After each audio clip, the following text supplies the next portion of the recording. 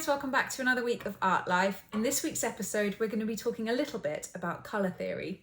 I'm Jessie. I've been a full-time artist for 10 years and thought it about time I start sharing my painting techniques and adventures. Subscribe to join me every week for a window into my art life. So what do I mean when I say colour theory? I'm going to be adding a lot of really interesting books and links to articles at the bottom of this episode. So if anything I reference to or start talking about but you get really interested in, please do check the bottom of the page at the end of this video to carry on the research. For me as a painter, colour theory is basically the practical understanding and application of how colour works, how different colours relate to each other, they complement each other. The hues, the primary colours, the tertiary colours, the secondary colours. An understanding of colour really does help you, particularly when a painting is going wrong and you really need to bring out the colour tones. Knowing about the spectrum of colour can really, really help. The history is quite interesting. I think it was Sir Isaac Newton in the late 17th century. I think it was 1666. He developed the kind of prism of the colour wheel, which I have in my studio. And it was this colour wheel which he developed from the study of kind of prism light, that white light through the prism. And he really started to articulate the language of colour. Again, in the middle, you see the red, blue and yellow, the primary colours. But then also you see how when you start to mix them with the tertiary colours around, red, purple, purple, red, orange, red, red, orange, and the secondary colours, the greens, the purples, the oranges, all of these come from the primary colours. But in understanding how these kind of colours relate to each other, I really feel as a painter, I make better paintings. I make more calculated decisions when I'm mixing my colour. So a fun fact about Newton, there was an outburst of plague around the 17th century, and it led him, like we were with the coronavirus, being locked in the studio, going back to the research. That's when he kind of invented this colour wheel, because he was locked in his kind of research lab, playing with like prisms and light, and that's how he discovered that kind of colour wheel, and that the spectrum of colours that we understood before then was actually a lot more complex. It helped me this week. I'm working on a painting at the moment. It's quite dark and quite nocturne kind of esque, with lots of glazes of rich umbers. I'll show you now. But the green was bothering me, and it wasn't until I introduced the complementary of a warmer red purple tone, which slightly balanced the composition, and just knowing that if I added a complementary colour to green, the prism of my eye, the understanding I have of colour, would mean that the painting itself would just look that much more sophisticated and pleasing to my eye. The book, The Secret Lives of Colour, is a really good book. I think I've mentioned it before in an earlier episode. Just to go back into, from Newton's published article, Optiks, Goethe then decided that there was a psychology to these colours. It wasn't just about the relationship with colour, it was the human understanding of colour and how different colours can mean different things. So not only is colour very, very important in art, it goes into science, it goes into our understanding of early anatomy, early workings of the brain and the eye, how we receive colour and what messages those colours send to our brain, particularly if you're thinking of red as a very warm, sultry colour or an angry colour, maybe yellow as a quite happy colour, blue as a cooler colour. They always knew that blue was a cool colour and red was a warm colour. But I think it was from these kind of bodies of research that we understood that then purple was a cool red and a warm blue, and how, you know, the colours and hues of mediums could then, for painting, be completely changed in our approach to how we use them, and we'd use them more considerately. And I think that's what I really love about something like Art Life. When I'm getting into a body of research where I'm really considering colours, I think sharing some of that knowledge and that passion might inspire someone at home to just consider the colours that they have in their environment slightly differently. So in 1686, Richard Waller created a basic chart of 119 colours, which was the main reference artists would use, quite ambiguous when it came to colour. A lot of it was self-discovery. Like today, artists would have known the kind of basic colour spectrum and what they like to use and how they were taught with painting. They'd have known these colours give this colour, these colours give this effect. Particularly if you haven't seen our episode on the history of pigments, please go check that out as well.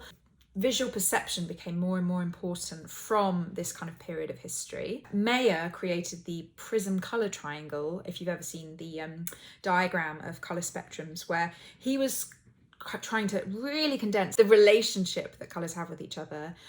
Again, having references like this around your studio, I cannot recommend it enough, because it constantly just reminds you to think about what you're using, particularly if you're getting in a bit of a mess, and to know that if you do pair these colours together, like purple and yellow, complementary, they'll marry really well together and give you a much more balanced painting. You don't have to, but I just find it quite helpful when I'm just playing around with ideas for new works. There was in history some anti-Newton kind of theorists when it came to colour. I think it was Goethe in 1746.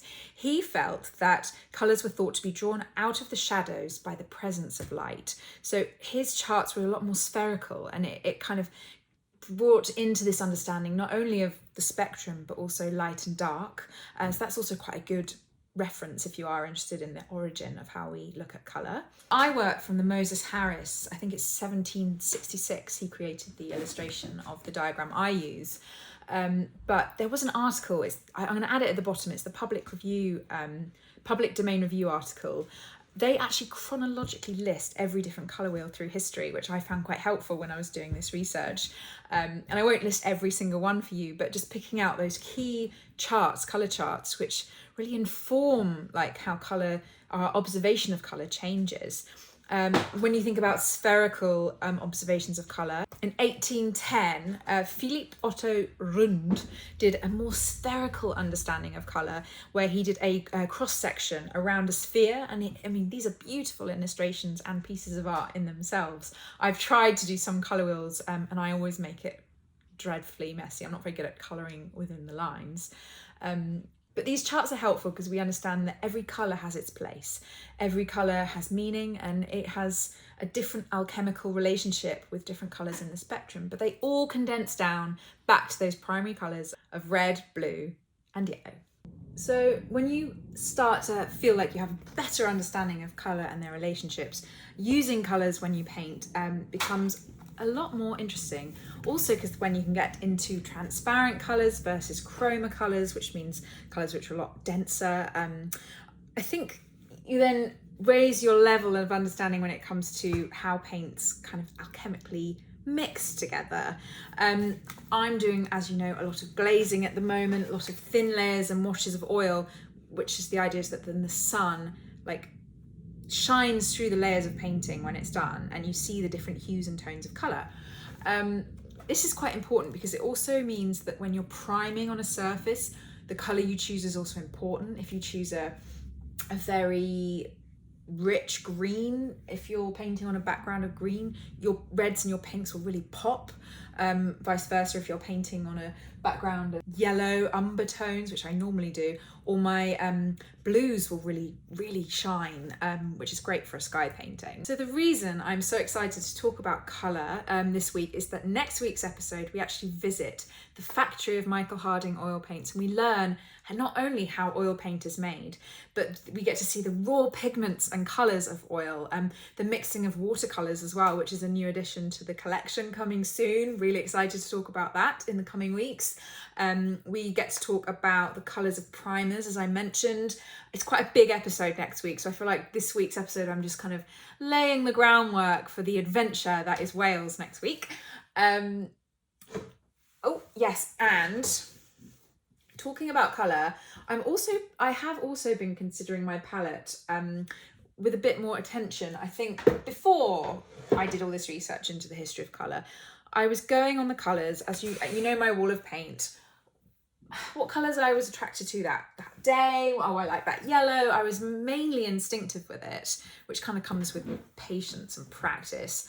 But now I've done all this research, I feel like I actually want to consider the colours and how they mix together with a lot more detail. If you do follow my Instagram at JessOliverArt, you do see me mixing colours and playing with the spectrum of colours I use on a day-to-day basis. If you don't follow me there, please follow me. But also, one of the other Michael Harding ambassadors, Vicky Norman Art, she's got a really good channel. She also has a YouTube channel actually, Vicky Norman. I'll put the link below. She videos herself mixing colours. And I think that's a really good thing. Maybe we should try and do some of those kind of experiments as well. But just the way you see two colours behave when you mix them together, what they do when you add a bit of white, how it, you know, lightens up the whole pigmentation, or like adding, you know, 4 or more colours. The beautiful thing about microharding oils is that if you're mixing, the rule generally is that if you've mixed 4 or more colours together, it goes a bit grey and a bit dull. Microharding, actually, you can mix a lot of colours together and they do stay quite luminous.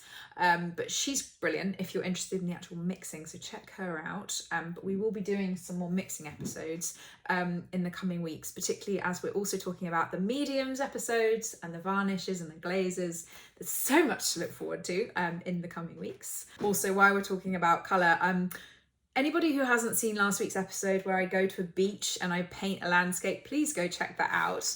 But this is the painting, getting it back into the studio. It is covered in sand. I don't know if you can see. It had a bit of a battering on the way home. Plein air work usually does. It's just a sketch. But it was so grey. I remember it being a lot brighter. I feel like there wasn't enough like contrast in maybe some of the layers. I mean, yeah, there's a lovely bit of dark umber here with the kind of softness of the grey, a bit of the light hitting the water. This is quite a helpful tool. It's a grayscale and value finder. It basically helps you understand the kind of colour tones of what you're working with. So down here you see it's almost a value 2 or 1 of value of black. Again, the lighter colours, you know, value 10 or 9. Using tools like this can really help you pick out if your painting's gone a bit, if it's all in the middle zone, if there's not enough contrast. You'll often find that a painting is quite, doesn't have a lot of depth, doesn't have a lot of dimension. So sometimes using a value scale and making sure you have a range of these sort of nuances in your painting is also a helpful tool to make sure that what you're working on has the right amount of depth and contrast. So we can see here, we've got the value 1 of the really dark tones in that dark cloud there. And then maybe a value 9, 8 in some of the mistier parts at the top. So there is enough of a value contrast in this painting, which tells me that I did the right kind of balance when I was working with the colour. So never underestimate the power of having a colour wheel or a grayscale value finder in your studio, because the more help you have when you're in the middle of a body of work, the easier your life will be. These tools can really just give you a helping hand when you're kind of completely lost in a body of work and you just can't figure out why something isn't going right. Sometimes tools like this just nudge you to remembering different techniques and tips and tricks for creating a good painting, a good body of work.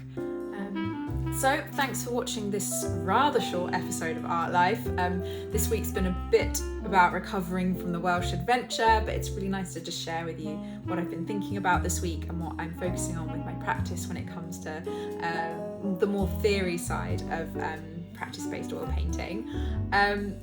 I think next week's video is going to be incredible, so please tune into that on Monday, and like and subscribe if you haven't already so you don't miss it. Again, follow me on Instagram, leave some comments below if there's anything you'd like to share about colour theory. It's quite nice to do a bit more of a relaxed, low-key Art Life episode too, because sometimes it really just is me at my desk in the studio thinking about art and colour and all the things I've got to do as well. The list is endless. So until then, thanks for watching and I will see you guys next week.